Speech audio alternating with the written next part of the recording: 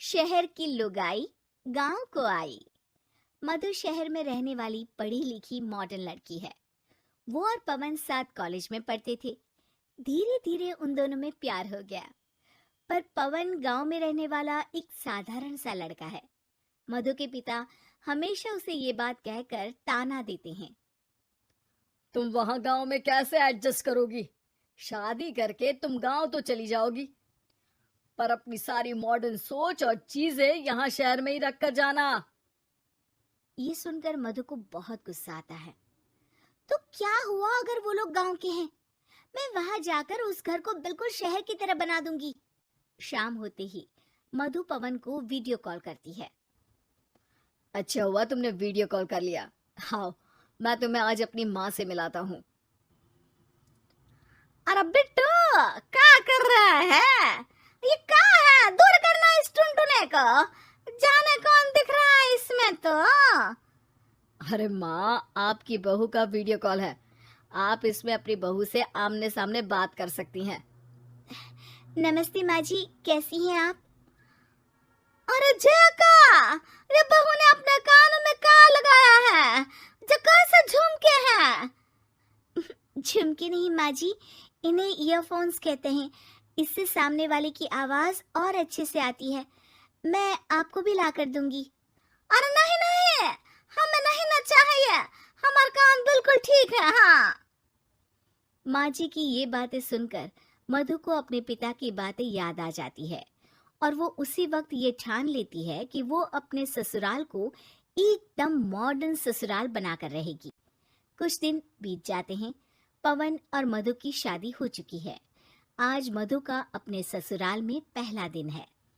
माँ जी, मैं आपके लिए एक तोहफा लाई हूँ। अरे इतना बड़ा तोहफा!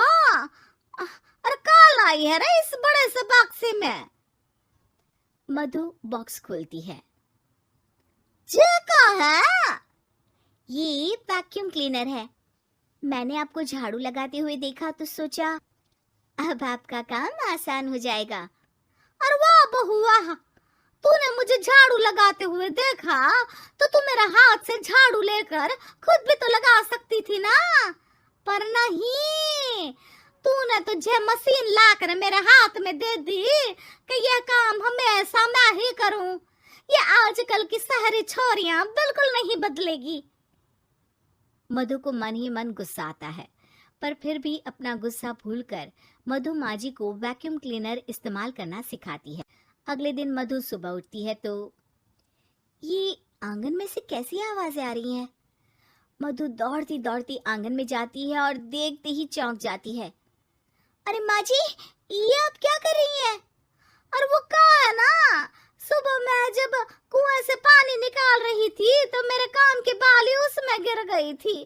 तो ये तेरा वैक्यूम ना सारी चीजें अपनी तरफ खींच लेता है ना, तो मेरी बाली भी तो निकाल ही देगा। उसी की कोशिश कर रही हूँ, पर न जाने क्यों अब ये चालू ही नहीं हो रही तेरी मशीन।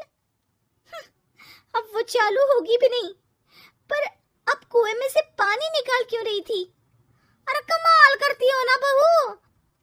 पीने के लिए पानी क्या तेरे मायके से लाऊं मैं? अरे कुएं से ही तो निकालना पड़ता है। हाँ, पीने के लिए पानी, और वो भी कुएं से।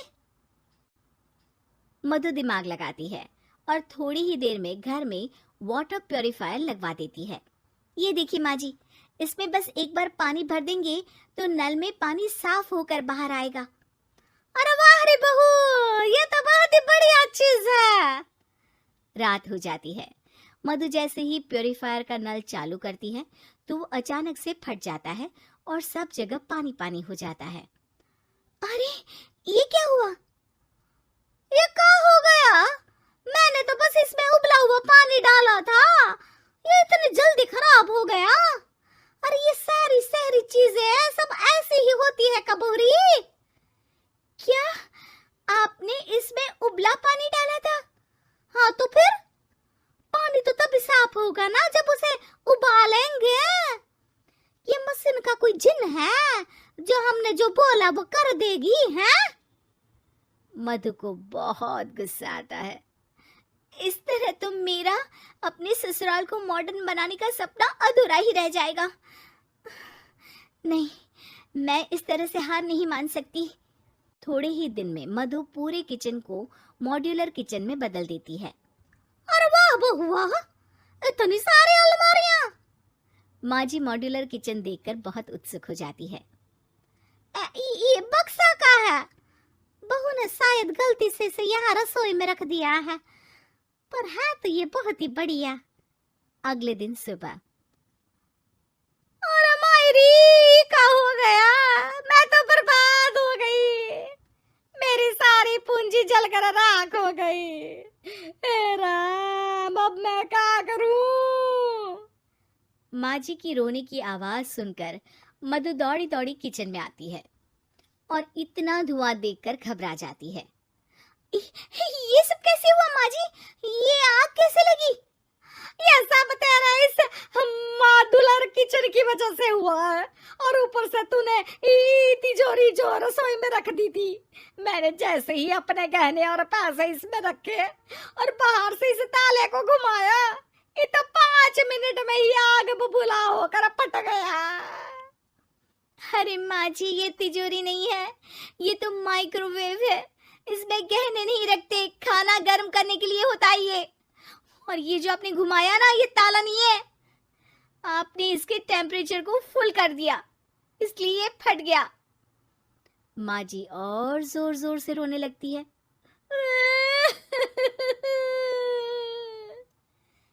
मधु सर पीट लेती है और कसम खाती है कि अब ससुराल को मॉडर्न बनाने की कोई कोशिश नहीं करेगी। मुझे माफ कर दीजिए माँ जी, आप जैसी हैं वैसी ही ठीक है। मधु को अपने पिता की कही बात याद आ जाती है और मधु वापस घर और किचन को पहले जैसा ही कर देती है।